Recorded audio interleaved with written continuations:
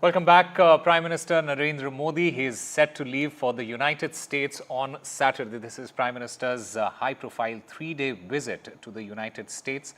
The Prime Minister is going to meet the US President Joe Biden as well and also address the summit of the future.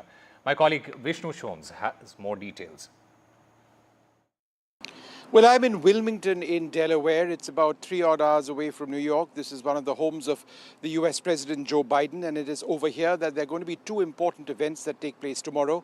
Firstly, a one-on-one meeting between Prime Minister Narendra Modi and the US President Joe Biden, and then also the Quad Summit, which is a very important meeting of the leaders of four nations, which are partners: Japan, Australia, India, and the United States. The Quad Summit was meant to be held in India, but at the request of the United States and looking at the convenience of the other leaders, it's being held here now. The next Quad Summit next year is going to be in India. The Prime Minister arrives here at about 10:15 local time, approximately that, perhaps a little bit up and down. And then he lands in Philadelphia, and then he comes over here. And then, of course, there is that one-on-one meeting, following which there will be the Quad Summit.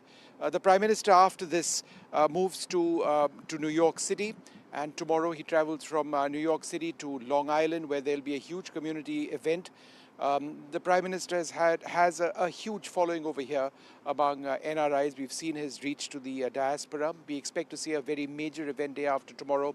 He will then be meeting CEOs of leading American companies and also attending the Future Summit, which you spoke about briefly, before he returns to India.